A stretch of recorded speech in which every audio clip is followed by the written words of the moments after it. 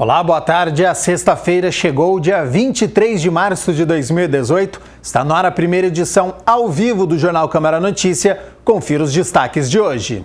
Vereadores levam demandas da cidade ao vice-governador do estado. Aprovado em primeira votação, uso da expressão pessoas com deficiência nos textos legais e normativos do município de Campinas. Vereadores aprovam moção que apela para o Ministério da Educação vetar a proposta de 40% da carga horária do ensino médio à distância. E no esporte, vai começar as quartas de final da Superliga Masculina de Vôlei.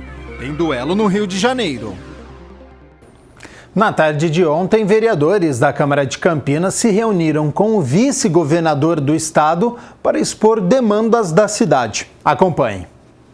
20 vereadores da Câmara de Campinas foram até o Palácio dos Bandeirantes em São Paulo para uma reunião com o vice-governador do estado, Márcio França. Nós pudemos aí discutir os problemas da cidade de Campinas e de toda a nossa região metropolitana, importantes obras para a cidade de Campinas, para a nossa região. Os vereadores puderam se posicionar, mostrar um pouquinho da dificuldade que nós vivenciamos como campineiros, como região metropolitana de Campinas, nós vivenciamos.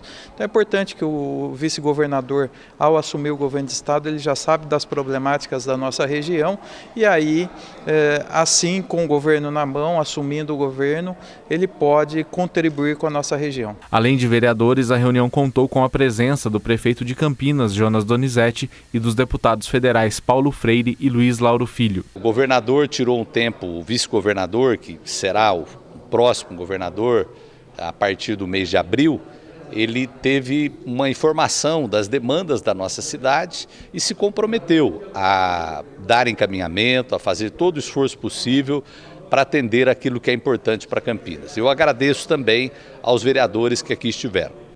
Dentre as principais demandas apontadas está a construção de cartórios nos distritos do Campo Grande e do Ouro Verde e também a construção de um acesso entre a rodovia dos Bandeirantes e as duas regiões. Mas também outros pontos foram abordados. Desde saúde, educação, transporte público, mobilidade urbana, que foi bastante discutido, mas a saúde a gente sabe que é uma problemática bastante grande, não só na nossa região, mas em todo o estado, em nosso país todo, mas nós discutimos as problemáticas dos nossos hospitais, a falta de recursos que nós temos e nós viemos reivindicar aqui os problemas que nós temos, principalmente na área da saúde. Márcio França deve assumir o cargo de governador do estado de São Paulo em abril, assim que o atual governador Geraldo Alckmin deixar o cargo para concorrer nas eleições presidenciais. Falamos sobre as demandas da cidade que os vereadores interpretaram, aí, coisas distintas, presídio, saúde, creche noturna, acesso, enfim, pavimentação. Nós vamos ver aqui o que é possível, todo mundo na expectativa dessa assunção ao governo daqui a alguns dias. O governador Alckmin renuncia ao cargo de governador para disputar a presidência da República e eu vou assumir o governo de São Paulo. É uma honra para mim. Eu quero estar muito presente em Campinas para poder colaborar com a cidade também.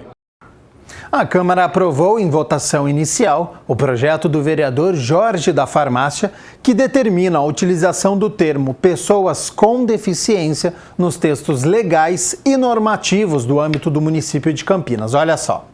Foi aprovado em primeira discussão o projeto de lei do vereador Jorge da Farmácia, que altera termos utilizados hoje como portador de deficiência para a pessoa com deficiência. Segundo o parlamentar, essa mudança é fundamental e inclusiva. Ocorre que você citar portador significa que a pessoa está portando alguma coisa. Isso gera um desconforto muito grande, isso gera a exclusão. E não é esse sentido aqui que nós trabalhamos na Câmara Municipal. Nós trabalhamos sempre com a inclusão, não com a exclusão. Então, por isso que nós temos que utilizar sempre pessoas em primeiro lugar. O projeto segue agora para a votação em segunda discussão, que é quando os vereadores analisam o mérito da matéria. Se aprovado, todos os documentos oficiais da Prefeitura e da Câmara devem adotar o novo termo. Vamos valorizar cada vez mais essas pessoas, que são pessoas que realmente precisam cada vez mais do nosso auxílio e elas vêm me procurando constantemente para a gente começar a fazer algumas adequações nessa lei. E essa lei é justamente para a gente se adequar e não falar mais em portador disso ou daquilo, sim pessoas. Uma lei municipal de 1998 está sendo alterada por uma outra lei, essa de autoria do vereador Campos Filho. A proposta fala sobre prevenção à proliferação do mosquito da dengue. Durante a 13ª reunião ordinária, o presidente da Comissão Permanente para Assuntos da RMC, vereador Campos Filho, falou sobre o trabalho que o grupo vem desenvolvendo de readequação de algumas leis. São centenas de leis, projetos de leis que se transformaram em leis e muitas vezes as multas são em UFIC, são em moedas que já não existem mais. Uma dessas leis, datada de maio de 98, recebeu do vereador Campos Filho uma alteração através de um projeto de sua autoria e que foi aprovado em primeira discussão. Essa lei que está sendo alterada, ela obriga que esses locais, as borracharias, os ferro-velhos, os postos de gasolina, eles se readequem com relação à prevenção do Aedes aegypti, o pneu cheio de água, essa coisa toda. Enfim, já existe isso, só que não estava adequado segundo as leis do PROCON. Nós estamos apenas adequando aquilo que rege o PROCON. Olha só, a INDEC vai deslocar neste domingo, dia 25, o equipamento de fiscalização eletrônica de velocidade instalado no viaduto Miguel Vicente Cury. Ele vai ficar 45 metros à frente, posicionado na curva para a Avenida Doutor Moraes Salles. A velocidade máxima no viaduto é de 40 km por hora, então prestem atenção aí os motoristas. O vereador Felipe Marquesi quer informações sobre estudos da implantação do VLT entre o aeroporto de Viracopos e o centro da cidade de Campinas. O vereador Felipe Marquesi protocolou na Câmara um requerimento pedindo informações sobre o estudo para a implantação de linha férrea para a interligação do aeroporto de Viracopos ao centro da cidade. Segundo o parlamentar, o estudo foi prometido no ano passado, quando o então ministro das Cidades, Bruno Araújo, visitou Campinas para liberar verba para as obras do BRT. Nesse dia, foi feita uma assinatura de um estudo que seria feito da implantação do VLT, o veículo leve sobre trilhos, de Viracopos, região de Viracopos, ao centro da cidade.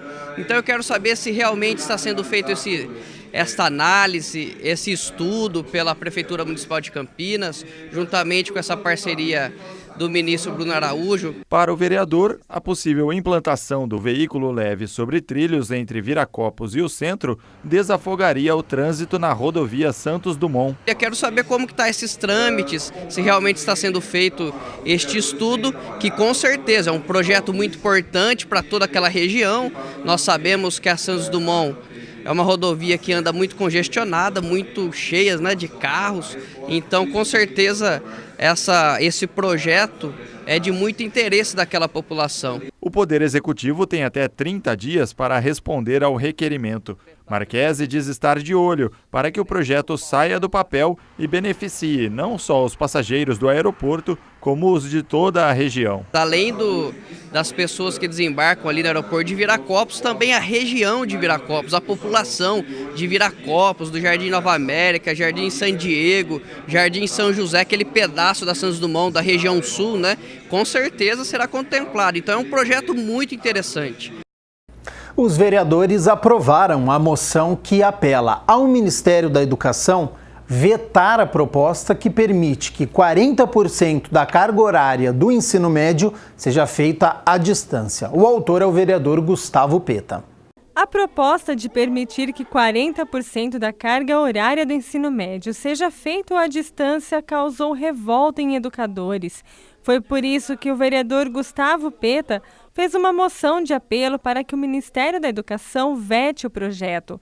O ensino à distância pode precarizar ainda mais a educação. Nós sabemos que já há muita dificuldade nessa qualidade no ensino médio público com a grade curricular que nós temos hoje. Se 40% dela for preenchida com a educação à distância, a gente teme que isso, na verdade, sirva só para mascarar uma realidade de diminuição ainda mais do aprendizado desses alunos. O projeto está sendo discutido no Conselho Nacional da Educação. O documento, aprovado pelos vereadores na 13ª reunião ordinária, afirma que 40% é um número abusivo para que os alunos tenham disciplinas à distância. Se for aprovada, a proposta pode até diminuir os investimentos na educação. Nós não somos contrários à tecnologia ser utilizada como um complemento e um apoio para o acesso ao conhecimento, mas ela não pode substituir a demanda e a necessidade do professor, de modo presencial, transmitir o conhecimento, trocar conhecimento com o conjunto dos alunos.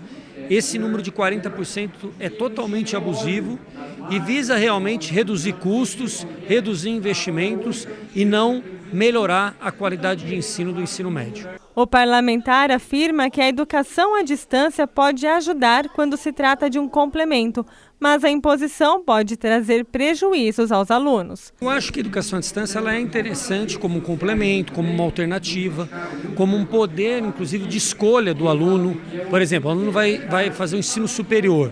Ele tem o direito de escolher se ele vai fazer à distância, se ele vai fazer presencial. Agora, no ensino médio, passa a ser uma imposição, né? Passa 40% da grade curricular ser feita à distância. O aluno não tem a opção de escolher pelo presencial, então não há a livre escolha. E o que a gente teme é que haja precarização. Sexta-feira é dia do quadro É o Bicho, que foi até o Bosque dos Jequitibás mostrar como vive um tamanduá-bandeira. Olha só.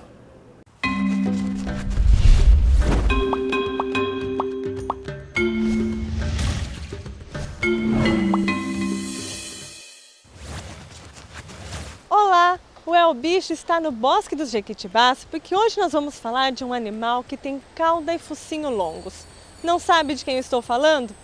Olha lá atrás, é o tamanduá-bandeira que é o assunto de hoje. Chamado de Miguel, mas conhecido como Linguão, o tamanduá veio de Araçatuba e está aqui em Campinas desde 2011. Esse tamanduá tem uma história de um resgate, provavelmente ali por conta de uma situação que aconteceu com os pais. O animal foi encontrado filhote e foi encaminhado para o hospital veterinário da Faculdade de Medicina Veterinária da Unesp, lá de Araçatuba. Então, passou por um período de reabilitação e acabou ficando aí disponível, o nosso zoológico se interessou. Os tamanduás têm características únicas que permitem a adaptação na natureza, principalmente para se alimentarem. Essa cauda alongada, em forma de uma bandeira, né, que justamente dá um dos nomes populares do tamanduá, dessa espécie, que é o tamanduá-bandeira. Então, um animal de corpo bastante coberto de pelos, que tem um focinho muito longo, um olfato muito desenvolvido e uma língua adaptada, juntamente com esse focinho, para buscar uma alimentação que é muito específica dessa espécie na natureza, que são formigas e cupins. Mas não é tão fácil assim encontrar formigas e cupins suficientes para alimentar o Miguel. Por isso, a alimentação dele é preparada todos os dias com outros ingredientes. Eles são batidos no liquidificador, ração, a beterraba, a batata doce, o ovo cru, a carne, o coração cortado, sem nervo, a gente retira toda a gordura e todo o nervo. E o leite em pó, porque ele não mastiga. Então, ele precisa de uma comida bem própria para ele. Num zoológico se procura chegar perto desse balanceamento usando o ovo, usando carne moída, usando ração, por exemplo, a ração de gato, como usamos aqui, leite em pó, que tem bastante proteína, frutas, né, legumes com a beterraba. O tamanduá precisa também de um enriquecimento ambiental de vez em quando. É sobre isso que eu vou conversar com o Domingos Lopes, agente ambiental. Domingos, de quanto em quanto tempo é feito esse enriquecimento ambiental para o tamanduá-bandeira? Para o tamanduá, nós estamos tentando fazer a cada 15 dias, 20 dias mais ou menos, né? É um animal que ele estava sem muita atividade, né? Então agora nós procuramos estimular ele, né? A rotina pode causar problemas como estresse aos animais. Por isso ele explica a importância de mudar o ambiente. Fazer com que ele fique mais hiperativo também, né? Que ele saia daquela zona de conforto dele que ele estava, né? Aquela a gente diz aquela mesmice, né? E tem alguma coisa diferencial, né? Para poder estar estimulando o comportamento dele que ele teria na natureza, de caçar, de procurar um animal, um inseto, né? Que nem aqui a gente tentou fazer a alimentação dele dentro do tronco, né? Como se ele estivesse procurando na natureza o alimento.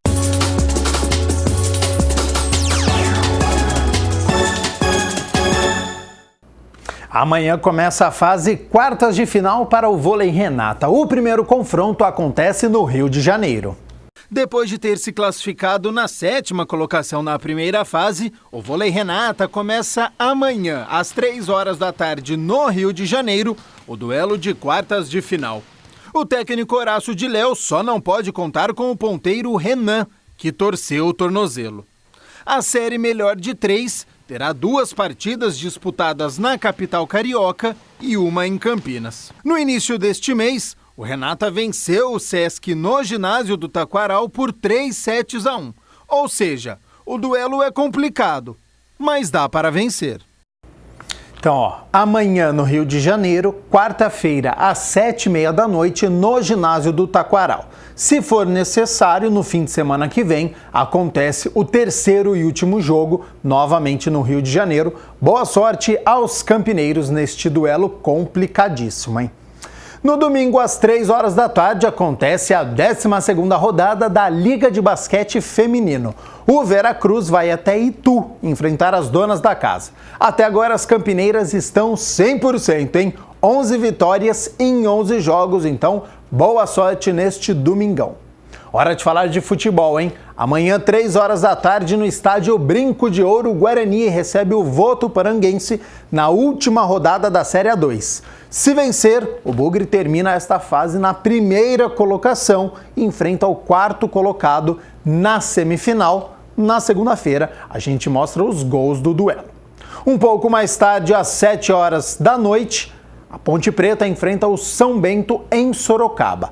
Se vencer, a Macaca está classificada para a final do Troféu do Interior. Se empatar, aí tem que torcer por um tropeço do Ituano, que recebe a Ferroviária. Na primeira edição do Jornal Câmara Notícia de segunda-feira, a gente conta tudo o que aconteceu.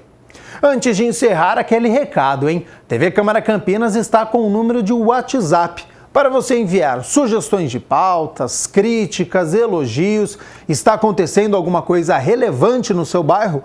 Fique à vontade para enviar mensagens. O número é 99811-0260. 99811-0260. Essa edição fica por aqui. A gente se vê na segunda edição às 5 horas da tarde. Até lá. Tchau, tchau.